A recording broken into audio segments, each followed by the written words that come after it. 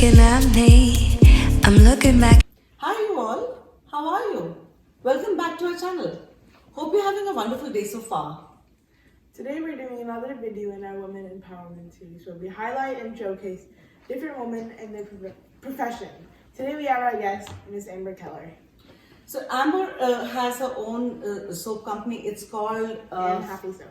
amhappysoap. This is the card for it, and she makes soap, and she also has her handles on social media where she posts soap making videos and how she makes all these wonderful different soaps. I have to show you this before we even start because I was completely entranced just looking at it. Like, how can a soap be like that? Welcome to our channel, Amber. Thank you. Thanks for having me. Of course, it's wonderful having you here.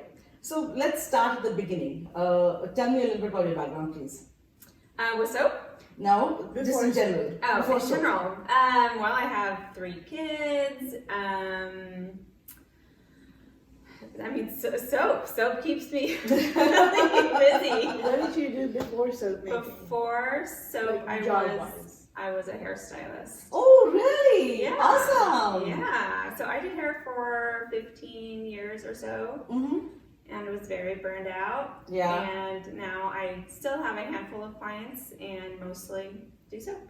Oh, wonderful. So how did you get into soap making?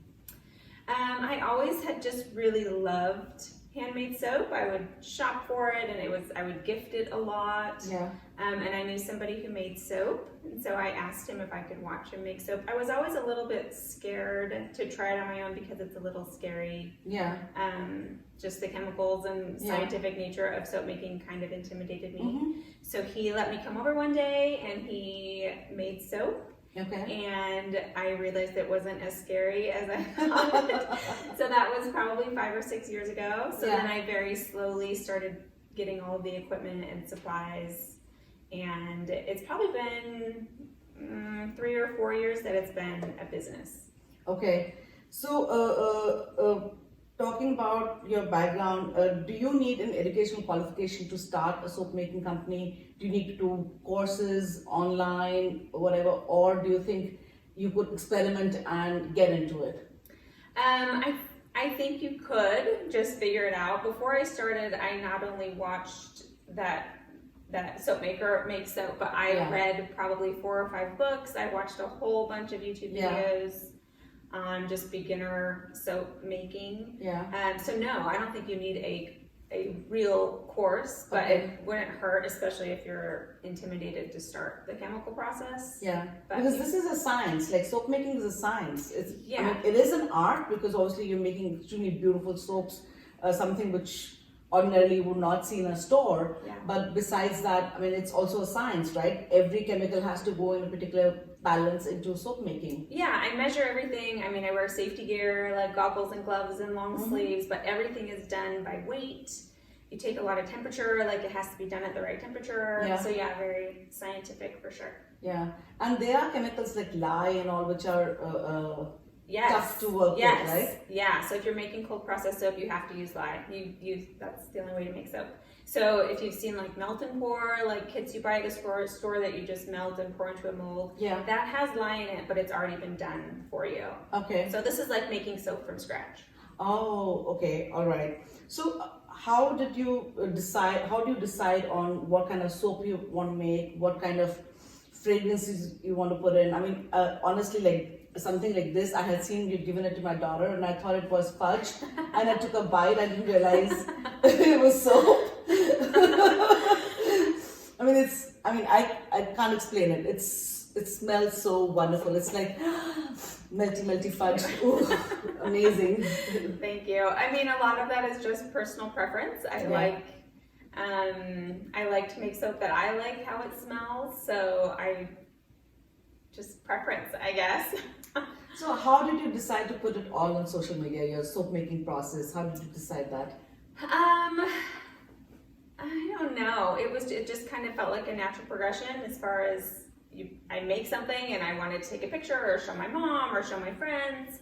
So social media felt like the right next step. There's also a very large soap making community, Yes. like on Instagram. Yeah. So like when I first started, I wasn't on social media and I would have something go wrong or something crazy happened to my soap and I didn't know who to ask or, you know. So I feel like social media kind of is that too. Like we're all kind of learning from each other. Yeah. We can post our mistakes and figure out what we did wrong.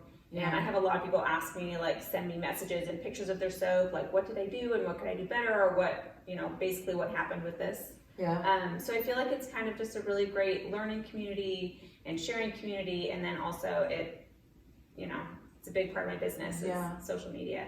So what kind of equipment did you have to invest in to get into soap making? There's not a lot as far as big expenditures, but there's a lot of little things. Like I needed a scale, and I needed a digital thermometer. I needed a lot of mixing bowls and molds, and everything that I use for soap I can't use in my kitchen as well. So all of my stuff, even though I had spatulas, I needed to buy separate stuff for my soap making. So that sort of equipment, and then also oils. You have to, all the ingredients are also an expense because you need coconut oil and olive oil and the fragrance and the colors. Yeah. So there's quite a bit that you need to get started, but then once you have it, you don't need to replace that much. So if somebody wanted to start their own soap making business, what would be the initial investment be? Approximately, just a ballpark. Probably $300 or $400. Okay, fair enough. Yeah. And your soap company is named amhappysoap. How did you come up with that? It's a little play on words. So my name is Amber, but my nickname is Am, and I'm a morning person. So it was kind of like AM, morning, happy. So yeah, a little bit of a nickname and a little bit of a play on words since I'm a morning person. So how did you start getting clients to sell your soaps? That was very organic as well. So when I started making soap, I made it to gift, like to give to my friends or as teacher gifts or whatever. And that slowly turned into those people wanting to purchase my soaps. So it was very slow at first, and it wasn't really going to be a business or a company. Yeah. I was just basically selling to friends and family. Mm-hmm. And then when enough people were asking me consistently for soap, we decided to make a website so that people could purchase online. Yeah. So, yeah. So why do you not sell to retail companies like Whole Foods or something like that? Because they like to keep organic materials in their stores, like Sprouts or I mean, Sprouts is more like, it's more on the food side, but Whole Foods, for example, has a brand called Pacha, which they sell in the stores. Why would you not sell to them? I sell in a lot of stores. Oh, you do? Just not Whole Foods. So I'm mostly in like little boutique-y type stores, but all over. I'm in a bunch of stores. So I have my website, but I also do wholesale. So people contact me directly and buy in bulk for their stores. Nice. I did not know that. Yeah, I mean Whole Foods is a very large store. Yeah, but your soaps are also very good. So, much better than what they have currently. I hope Whole Foods is seeing this. So, Amazon rather. Thank you. Do you have a question? And how do your subscription boxes work? Because I know that is something that you offer on your website. Yeah, so my subscription box is actually kind of what took off my company. That started last spring, and I offer a 1, 2, or 3 bar a month subscription. And it's through Cratejoy. I don't know if you've heard of Cratejoy. Cratejoy is almost like the Etsy of subscription boxes. Oh. So it's basically just a marketplace where anybody could have any sort of subscription box, but I obviously happen to have a soap subscription box. Yeah. So like for my 1 bar subscribers, they would get 1 bar and then 1 quarter bar sample every month. Yeah. And I make like 4 or 5 options for my subscribers that they can choose from, or I can just surprise them. Yeah. And then people can get 2 or 3 bars a month as well. Okay. So when you post on social media and you're making all these videos, do you edit those videos using some software, or how do you do that? Tell me a little bit about your video process and stuff like that. Yeah, I love making video. I make quite a few just process videos. I use an app called InShot. Okay. It's just on my phone. I just film on my phone. Yeah. And edit on my phone, and I post to I do it all just through InShot, basically. Super easy editing software. Okay, I have not tried it. Like, you know, I mean, And you brought all these soaps with you. Yeah. Like, why did you decide these particular soaps? Really no reason in particular. I just walked up to my shelf and grabbed a few that were And do you have a favorite? colorful and kind of showed the range. A favorite? I could never choose. I love them all. And I know some of them, like, this one has like gold flakes on top. This one is just normal. How do you like decide what you want to do on top, like pattern wise? what is your creative process? Basically, she's asking that. A lot of times what I'll do is I'll get a fragrance and I smell it and I try to think of what color it makes me think of. So a lot of it is just that, like this one is called Ocean Water. To me, it just smelled oceany, so I tried to make it oceany. It's beautiful. Colors, thank you. And how do you name them? Because I know you sometimes have things on your Instagram. Yeah, I actually really don't like naming soap. I think it's really hard to come up with something creative, and I love to name soap so that you know what it smells like. Because sometimes if it's just called something, you know, beautiful and cute, that's great, but then people don't really know what it smells like. Yeah. And since I do most of my selling online, I try to, like that one on the end, that's called Spiced Pear. So if somebody saw that, and if it was just called, I don't know, so nice. fall soap, they wouldn't know what it smelled like. So I feel like I help people by naming it appropriately to what it smells like. But it's honestly, that's a hard thing for me. How do you get these multicolors on the soaps? I color my soaps with either clay or mica. Oh, interesting. So it depends on the soap. Like this one is charcoal. This one is a combination of rose clay and micas. So it's just kind of, I guess, the look that I'm going for. Like that brown one doesn't actually have any mica in it at all. That's just the color that the fragrance made it. So some fragrances will turn brown. Like if there's vanilla or something sweet in it, it can make it turn brown. Yeah. So, yeah. I think they're beautiful. Nice. You do like a lot of creative stuff with your soaps. Like this one, you like put your soap shavings so you have no waste. How did you come up with that idea? I don't know. I think I probably saw someone use their soap shavings. Like all of these soaps, I like clean up the edges just with a potato peeler. Yeah. And so then I end up with this bowl of soap scraps. So it seems silly to throw those away. So I chopped them up and put them in another And drawer. these soaps are good to use as well, right? Like you were saying, you use oils in the soaps. Yeah. So what kind of oils would we be talking about? Because people are all into jojoba oil and coconut oil and avocado oil because they're good for your skin. So what kind of oils would you use in these soaps to make them good for your skin? I have a handful of different recipes that I use that have different oils, but my main base recipe is olive oil, coconut oil, castor oil, and then all of my bars actually have some sort of clay in them because that's just really good stuff. Good and soft on your skin. Yeah. So a lot of people who have a hard time with regular commercial soap can use handmade soap, no problem, because it's just way better on your skin. Yeah, for sure. I know because bar soap, I'm always worried about bar soap because it gives me rashes. Oh. And the one that you had given me, I used and nothing happened. I'm like, good. Good. I mean, I was scared. I used it on my hands first because I'm like, I'm not using it on my body because I get rashes from bar soap. Yeah. And I didn't get any rashes. And I'm like, okay, there's something different about the soap and I have to know about it, you know, so. Yeah.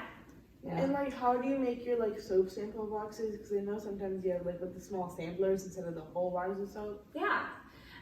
So I just cut, my samples are usually quarter bar, so I just cut them with a knife into quarters, and then I usually just have a separate little pile of, because all of my orders come with a sample, so I just cut a bar up. And I know you do like lots of craft fairs. What is like the process of packing up and getting ready to go and setting up there? Yeah, so last holiday season I did a few little markets. Yeah, it was a lot of work. I don't know if I'll do one this year. And this year obviously looks different anyway, just because of COVID. So yeah, it's a lot of work because I had to make sure I had a wide variety of soaps and that they were all labeled and priced. Yeah. Where at home when I'm getting orders, I can kind of do that as I go. But it was great. It's too bad that things like that might not happen this year. But has COVID actually impacted a lot of your business, or it has not been a major impact? Yeah, kind of good and bad. Right when COVID hit, my wholesale orders obviously all stopped because the stores where they're selling my soaps were no longer open. Yeah. So I feel like right when COVID hit, it was bad. I had way less, but I feel like my individual orders picked up because more people were at home and shopping online and shopping for soap because soap is important right now.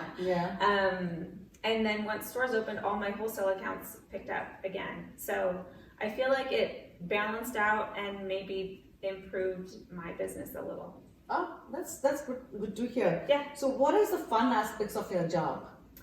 Well, I get to make soap. And I love to make soap.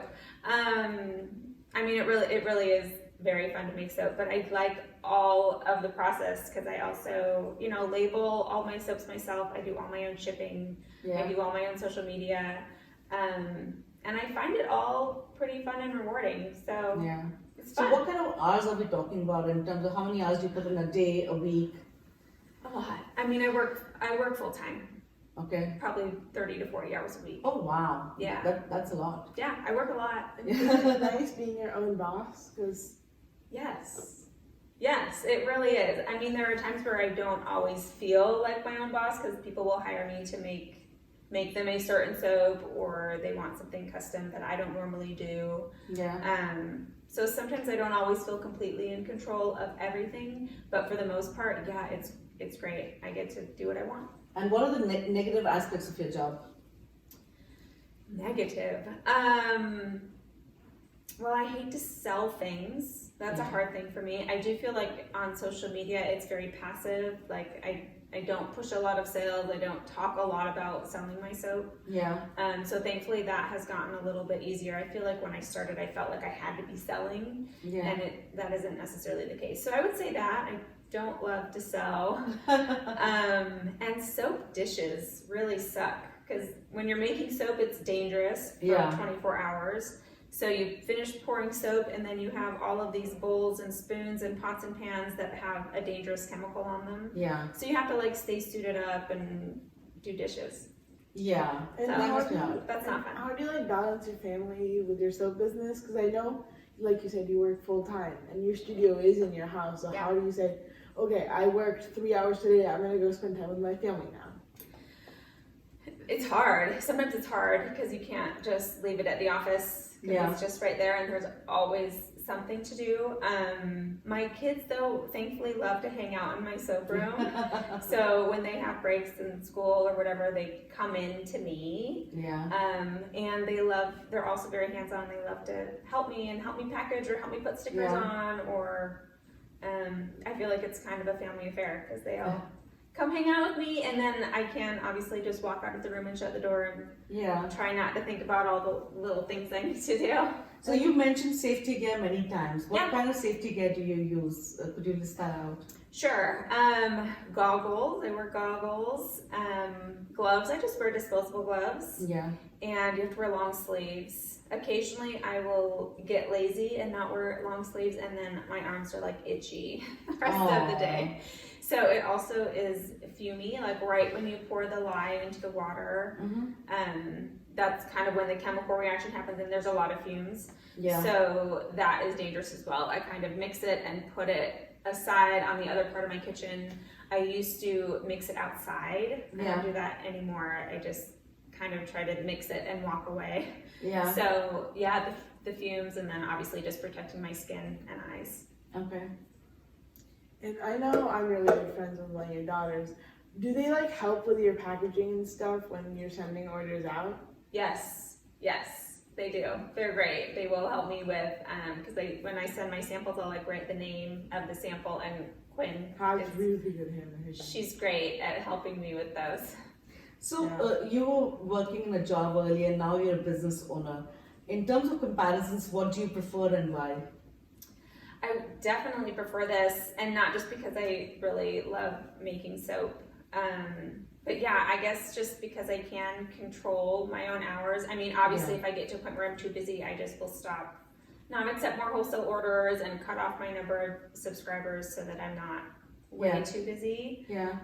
Where if you're working for somebody else, obviously, you just have to keep plugging away. Yeah, that's true. That's true. So people who want to get into the soap making industry, what kind of compensations can they expect, say in a month or in a year? If they put in the work. That's a really hard question. I feel like I am still at the beginning stage. I mean, it's been a couple years, but most everything that I make gets put back into my business. Yeah. So I don't know. I don't know. I don't know how much I make. How do you price your soaps? So I made a spreadsheet of how much I'm spending for each oil and fragrance, and I kind of just tried to take what it cost me to make the soap, and then obviously you double that or triple that depending on if you're selling to retail or wholesale. Yeah. And like, how do you decide about packaging? Because I love your packaging. It's like small brown bags with a stamp on it. Thank you. Yeah, so I do just simple, like that one up there is labeled just a cigar band.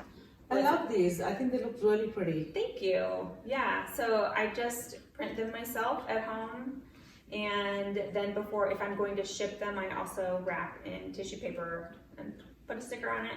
Yeah. So once again, we are with Amber Keller. She has a company called AmHappySoap, and we're interviewing with her.